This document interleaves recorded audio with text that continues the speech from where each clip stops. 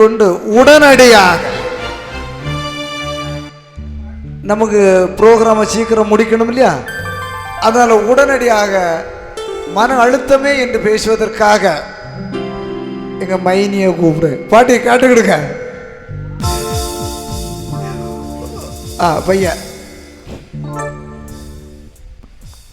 Hello hello, சும்மா hello சத்தமா சொல்லுங்க, ஒருத்தர் அடிக்க மாட்டாங்க.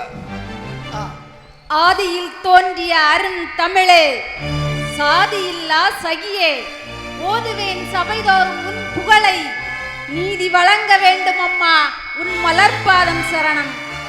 பெரும் மதிப்பிற்கும் மரியாதைக்கும் உரிய இந்த மன்றத்தின் நடுவர் அவர்களே, ஞானம் முழுவதும் ஞானமலை பொழிந்து கொண்டிருக்கும் ஞான பழமே நடுவரே, நான் ஞான பழம் என்று உங்களைத்தான் சொன்னேன். அப்படியா? உங்களைத்தான் சொன்னேன். ஞான பழமா? மலையில் நனைந்தவனுக்கெல்லாம் தும்மல் வருகிறது என்றால் உங்கள் ஞான மலையில் நனைந்தவனுக்கும் அல்லவா தும்மல் வருகின்றது. ஆமா, ராத்திரி 12:30 மணிக்கு ஒரு நாள் தும்முனேன். அவனு கேட்கா இப்ப எவால நினைச்சா சரிதான், நீங்க தும்மல் கரெக்ட் தான். எத்தனையோ நடுவர்கள் இருக்க நடுவருக்கெல்லாம் நடுவராக இருக்கும் ராஜ்சந்தமுடைய நடுவர் ராம்குமார் அவர்களே, எனது அணியிலே தெள்ளு தமிழ் சொல்லெடுத்து நம் உள்ளமெல்லாம் மகிழ்வித்து எனக்கு பின்னால் பேச அமர்ந்துள்ள பேச்சாளர் பெருமகளாரே, எதிர் அணியிலே என்ன பேசுகிறோம் என்று பேச தெரியாமல் யார் பெற்ற பிள்ளை போல தனியாக புலம்பிக் கொண்டிருக்கும் நண்பர்களே, உங்கள் அத்தனை பேருக்கும் எனது அன்பு கலந்த வணக்கத்தை தெரிவித்துக் கொள்கிறேன். இப்பதான் கரெக்டா சொன்னீங்க, அப்படிதானக்கா?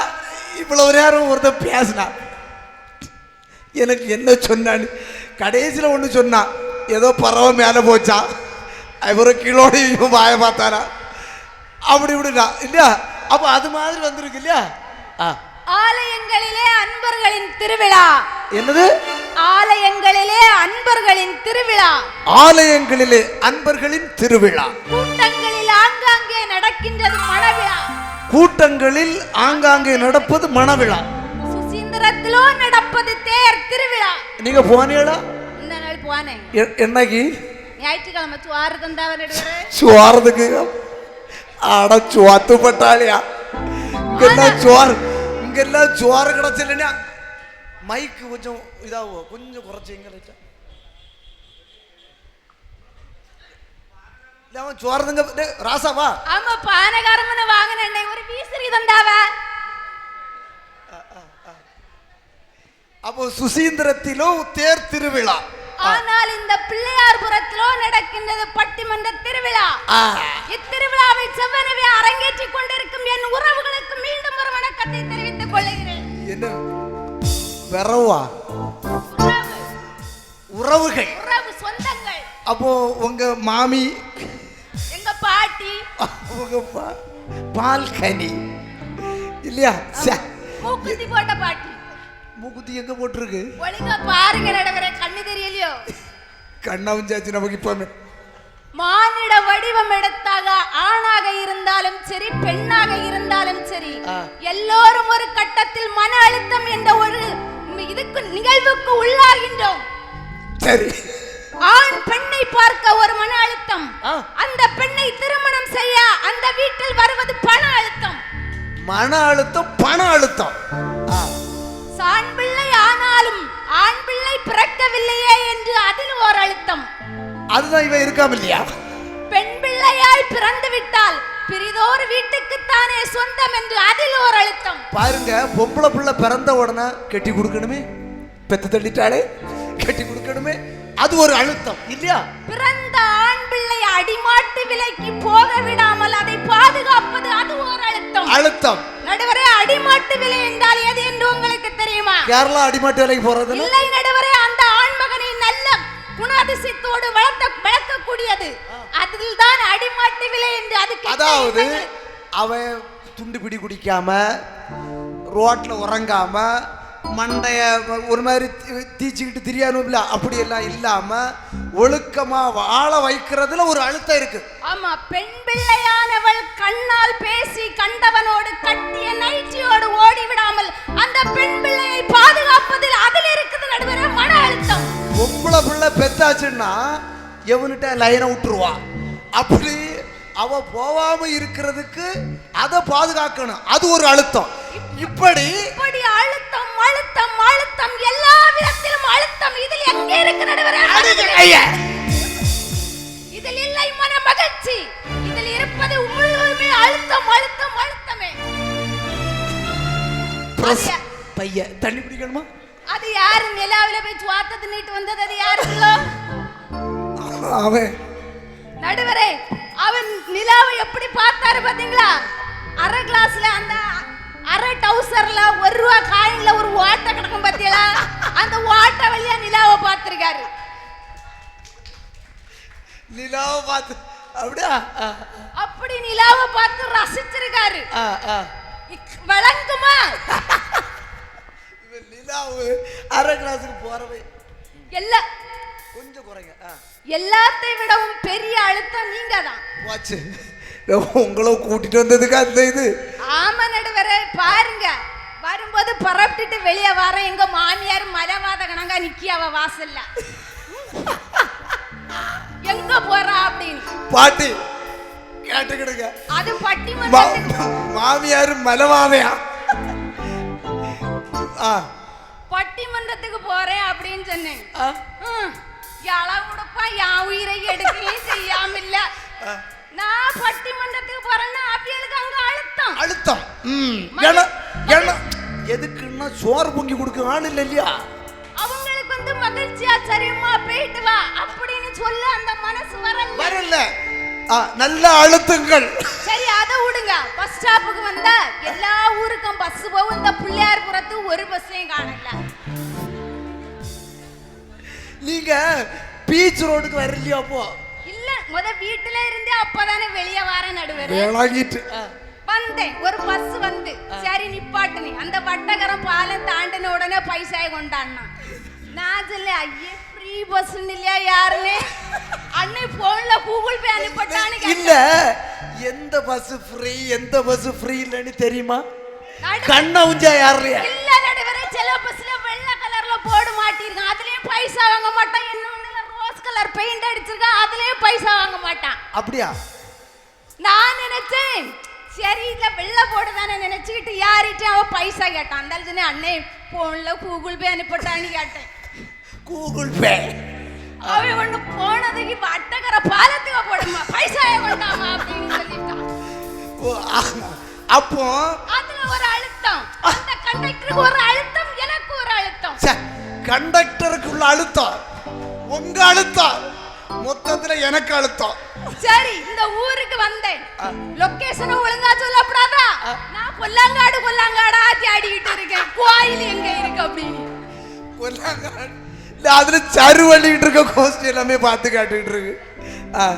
சரி, இப்படி ஆக மொத்தம் நான் பட்டிமன்றத்துக்கு அங்க இருந்து ஒரு பஸ்ல தான் வந்தேன். கடையில எனக்கு எவ்வளவு பிரஷர் பத்தியால நடுவரே. ஆமா, அப்போ இந்த சாதாரண நிகழ்ச்சிக்கு வருவதற்கு இது அன்றாட நிகழ்வு. இது அன்றாட நிகழ்வு, ஒரு மனிதனுக்கு நடக்கக்கூடிய அன்றாட நிகழ்வு. இதுல அவனுக்கு மகிழ்ச்சியை யோசிக்கிறதுக்கு டைமே இல்ல. எல்லா விதத்திலையும் அழுத்தம் அழுத்தம் அழுத்தம், ஒரே மன அழுத்தம். அடுத்த பாருங்க, காலையில எழும்புனையில இருந்து நைட்டு தூங்க போறது வரைக்கும் அழுத்தம். காலையில எழும்புனமா பிள்ளை குட்டிக்கு சுவாத்தவ கெட்டினமா டிஃபன் பாக்ஸுக்கு அடைச்சமா வண்டியில கொண்டு ஸ்கூல்ல கொண்டு விட்டமா அழுத்தம் அழுத்தம் அழுத்தம். சரி, இந்த வெறி நேரம் ஒரு குடம் தண்ணி பிடிக்கலான்னு தெரு பைப்புக்கு போனா பழந்துணிய கொண்டு வந்து துவச்சிக்கிட்டு இருக்கா நடுவர. என்னது? பழந்துணிய கொண்டு வந்து துவச்சிக்கிட்டு இருக்கா. தண்ணி பிடிக்க இடம் தர மாட்டாங்க. சரி, குடி தண்ணி தானம்மா குடத்தை கொண்டு வச்ச நடுவரே. அந்த அம்பு கொடி இருக்கா இல்லையா, கட்டிக்கிட்டு ஒத்த மிதி குடம் அங்கவே சப்பிவே கிடக்கு. ஆனா நான் உடல்ல, நான் துணி பக்கெட்டை தூக்குனேன். இல்லது ஆனா நான் விடல். அவரா அருவா எடுத்துட்டு போட்டு என்ன, நீங்க அந்த வடசையில ஒரு அருவா வாங்கி கொண்டு கொடுங்க. அப்போ அவருக்கு எவ்வளவு பெரிய அழுத்தம் இருந்திருக்கு. அருவாளை எடுத்து சாத்தேன்னு சொல்லி அதுக்கு. சரி, நான் விடல துணி பைய தூக்குனேன் துணி பக்கிட்ட அப்படியே போறேன்னு அவ லாத்துனா பாருங்க பக்கத்துல இருந்து ஒர குண்டுகவே துணி விழுந்துச்சு துணி விழுந்தோன்னா அங்க அவன் ஒர குண்ட கொண்டு பைப்படி மூட்ல கொண்டு போட்டு அங்க ஜானகி மாமி வாராங்க இல்ல நீங்க ஒரு ஆக்கிரமிப்பு செய்யறதுக்கு ஒரு அளவே கிடையாதா இல்ல பைப்பு தண்ணி கோர இடத்துல ஒர குண்ட கொண்டு போட்டுருக்கா அங்க இருந்து ஜானகி மாமி ஓடி வாராவ இல்ல அங்க என்ன ஒர குண்டுக்குள்ள கீழியாந்தட்டா மறைச்சிட்டு கிடக்கு கிளியாந்தட்டு இதுல இருக்கு நடுவரே மன அழுத்தம் ஆக பிடிக்குது அப்போ ஒவ்வொரு ஸ்டெப்லயும் ஒரு சாதாரண ஒரு நிகழ்வை நாம் எடுத்துக்கொண்டோம் என்று சொன்னால் அடுத்தடுத்து மனிதன் வந்து அழுத்தத்துக்கு தான் உட்பட வேண்டி இருக்கிறது இல்லையா? சரி ஏக்கா ரேஷன் கடையில பரிசு பொருள் வாங்குனீங்களா? எல்லாருக்கும் கரும்பு சூப்பரா கிடைச்சா நான் போனேன் கேளுங்க. அவன் ஒரு சிங்கடி ஆட்டிய மேல கரும்பு கொண்டு வந்தா ரேஷன் கடைக்காரன். எல்லாத்துக்கும் பெரிய பெரிய கரும்பா இருக்கு. அது வேற ஒண்ணு இல்ல, ஆளை பார்த்து தான் கரும்பு கொடுப்பான். ஆள் இருக்க சைஸுக்கு தானே கரும்பு. ஆளு சைஸா இருந்தாலும் பல்லு ஸ்ட்ராங் இல்லையா நடுவரே? ஓ பல்லு இது ஒரிஜினல் பல்லு தானா? இல்ல செலவன் வந்து பல்ல களத்துக்கு வெளியில வச்சு தேய்ப்பான். அது அந்த பாட்டி கிட்ட கேளுங்க சொல்லுவாங்க.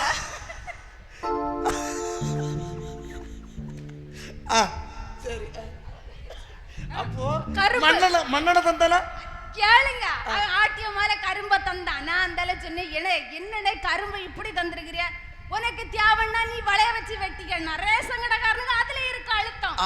சரி 2 வாரத்துக்கு முன்னாடி நடுவரை மண்ணெண்ணெய் வாங்க போனேன். முதல் ரேஷன் வாங்க போனேன். அப்போ கேட்டேன், என்ன அந்த காடுக்கு மண்ணெண்ணெய் உண்டான்னு. ஆமாம்மா இது PHYYY இந்த காடுக்கு உண்டு பத்துக்க, நீ அடுத்த வாரம் வாங்கினா. நானும் மண்ணெண்ணெய் கேன கொண்டு போனேன். கியூ அதுல இருந்து இது வர இருக்கு வரிசையா. நானே கேனை வச்சுட்டு காவல் நிக்கேன். கிட்ட போய் சொந்தல அந்த காட்டுக்கு மண்ணெண்ணெய் கிடையாது. கொண்டு போய் கேனதுக்கு இறங்கிச்சான்னு வர. அப்போ அவனுக்கு தொழில் ரீதியாக அந்த இடத்துல ஒரு மன அழுத்தம். எனக்கு மண்ணெண்ணெய் தரையில என்ன ஒரு அழுத்தம்.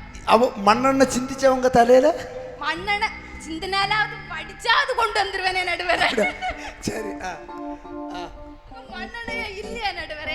சரி நடுவரே, நம்ம இந்த நிறைய குடும்பங்கள்ல வந்து கணவன் வந்து மனைவியையும் மனைவியை வந்து கணவனை இந்த திருவிழா கூட்டத்துல எல்லாம் தொலைக்கிறதுக்கு ரொம்ப ஆசைப்படுவாங்க.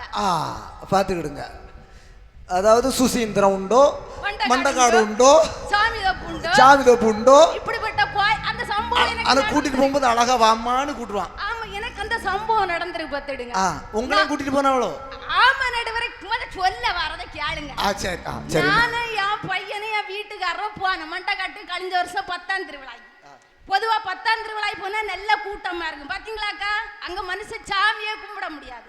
நம்ம பின்ன இந்த கூட்டம் பார்க்க போற கேசுவ தானே. சரி நீட்டு போனேன். ஒரு கடையில போனோன்னு இந்த கம்மல் கிடந்து எங்க வீட்டுக்கார்ட்ட கேட்க, எங்க அதை வாங்கி தாருங்க. அவரு கொஞ்சம் கூட்டமா இருக்கு, 2 கடை தள்ளி வாங்கினாரு. நான் எனக்கு பொதுவாட்ட இந்த கூட்டத்துல போனா பாபாக்க பழக்கம் வந்து அதிகம் பத்துக்கிடுவேன். வா பழந்துகிட்டே போன பாருங்க. கூட்டம் அப்படிதான் இருக்கு. இப்பவும் ஒரே வாபாப்பு கூட்டத்துல அவரை விட்டுட்டேன்.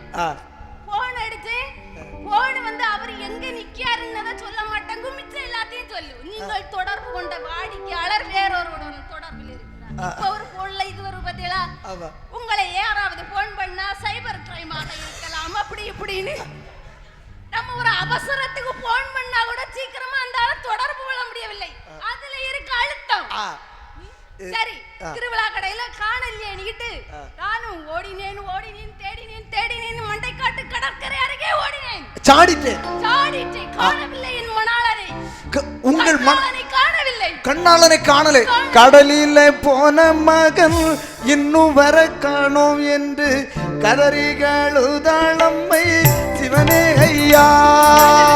கடலில போன மகன் இன்னும் வர காணோம் என்று கதறிகளுதான் அம்மை சிவனே ஐயா.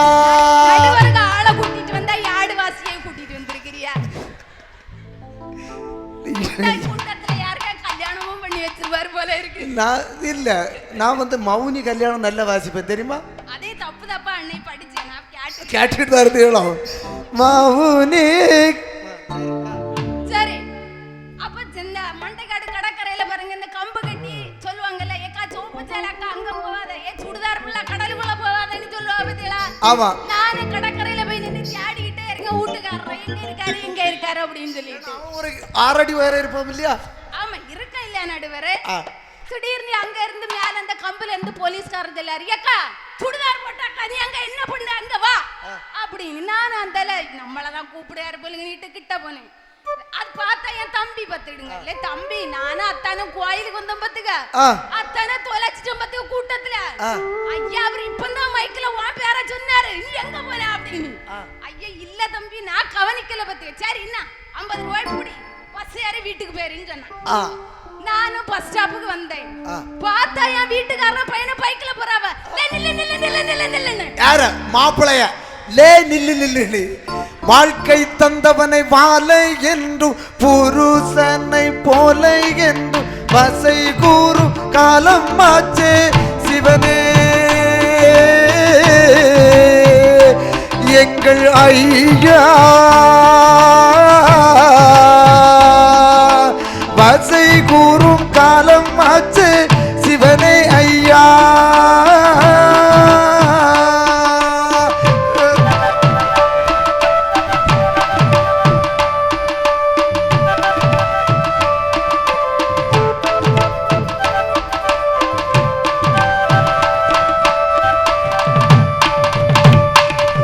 அத்தானை அடிப்பதும் சட்டை பொத்தானை அடப்பதும் சாதாரணமாகி போச்சு சிவனே எங்கள் ஐயா சாதாரணம் ஆகி போச்சு சிவனே ஐயா.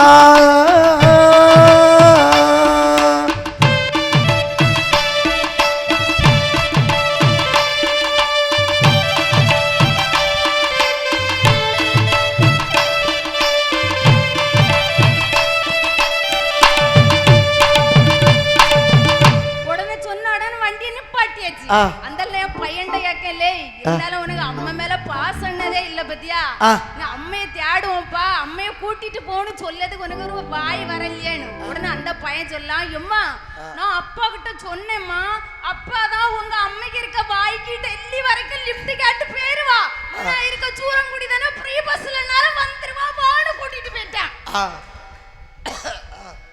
சரி இங்க தான் இப்ப முறுக்கு விக்கி விட்டு ஆக இதுல எங்க கணவன் மனைவி இருவருக்குமே இருக்கு நடுவரே மன அழுத்தம் இல்ல. அவன் உண்மையிலே அவன் பர்பஸா தான் உங்களை தொலைச்சினான்னு பார்த்தா நடக்கல. நடுவரே இந்த ஸ்டேஜ்ல கூட பாருங்க அங்க பாருங்க மன மகிழ்ச்சிக்கு காத்தாடி ஓடு இங்க பாருங்க மன அழுத்தத்துக்கு ஃபேன் ஓடவே இல்ல. அப்போ இது அழுத்தத்துல அத்துமேரிக்கும் அழுத்தத்துல அத்துக்கிட்டு போய் நிக்கும் அது மகிழ்ச்சியில புடுங்கிட்டு நிக்கும் அப்போ அழுத்தம். சரி நடுவரே சரி வீட்டுக்குள்ளதான் இவ்வளவு பிரச்சனை. சரி நம்ம இனி கோயிலு கொண்ட இடமே சொர்க்கன்னு கோயிலுக்கு போறது. சரி அங்க போனா இளவுடு பழுவ சும்மா இருக்க விடு அழுவலா எங்க ஊர்ல அது என்ன பஜனை பாட்டு பாத்துக்கிடுங்க திருவிழாக்குக்கா திருவிழாக்குக்கு மாசம் தோறும் நான் தான் பாடுவேன். ஆமா விளங்கம் இல்லையா? நீங்க திருவிளக்கு பூஜைக்கு பாடிட்டாலும் ஐந்து கரத்தனை நீ ஆனை முகத்தனை நீ இந்திர் இளம்பிற போலு எய்த்தனை நீ நந்தி மகந்தனை நீ விளக்கு ஒழுங்கா கொண்டு வந்து இளாட்டி ஞான கொழுந்தினை புந்தியில் வைத்தடி என்ன சொல்லிட்டு நடக்கிறிய? புந்தியில் வைத்தடி சொல்லதும் ஒரு இளவும் விளங்கையும் செய்யல. நீ இப்படித்தானே எடுப்பிய? யாழுங்க நடுவரை என்ன நடந்து? சரி நீங்க எப்படி நடத்துவியா? அந்த விளக்கு பூஜையில காயத்ரி மந்திரம்னு ஒண்ணு சொல்லுவாங்க. அப்ப நான் தான் இப்படி பார்த்து தலை விளக்குல உட்கார்ந்து இருப்பேன் மைக்கையும் வச்சுக்கிடுவேன். அப்ப நான் சொல்லு ஓம் அகிலாண்ட கோடி பிரம்மாண்ட நாயகியாயை நமக அப்படின்னு என் பக்கத்துல இருந்த அந்த சேனை சொல்லிட்டு இருக்கா ஓம் அகிலாயை நமக. என் பேர அகிலா நீங்க என்னையே சொல்லாதீங்க அகிலாண்ட கோடி நாயகியாயை பிரம்மாயை நமகன்னு சொல்லுங்க. பாட்டிவா வந்துட்டா இத்தனை வரியமா நான் இந்த கோயில்ல திருவிழாக்கு பூசை நடத்திட்டு இருக்கேன்.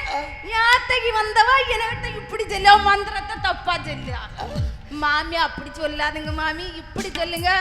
அது உங்க மாமியா? ஆமா, வேற பார்த்தேன்.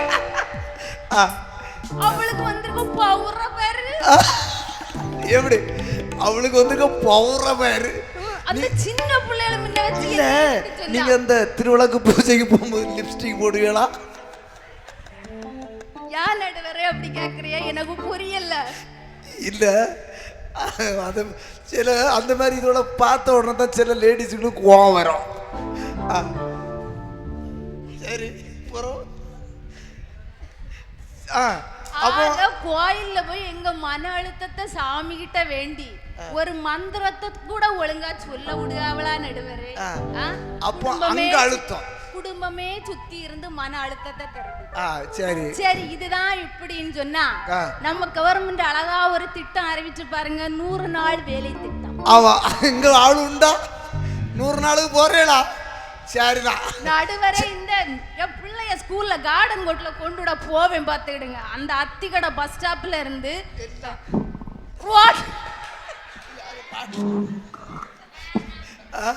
எல்லாத்தையும் சாச்சி ஏன்னா வேலை செய்து சடவுல கிடக்காவலாம். ஏ அப்பா, இந்த தாத்தாய்க்கு வயசுல ஒரு 10 பேர் ஆத்துக்குள்ள கடந்து வெட்டி கிடப்பான். இவ்வளவு சைட்ல இருந்து பண்ண வெட்டி இங்க போடுது. ஓய், எங்க போய் தட்டுரு, இவன் பறக்க அங்க போடுது. இல்ல, இவ போற இடத்துல எங்கேயாவது தண்டி வந்திருக்கா? வராது இல்லையா?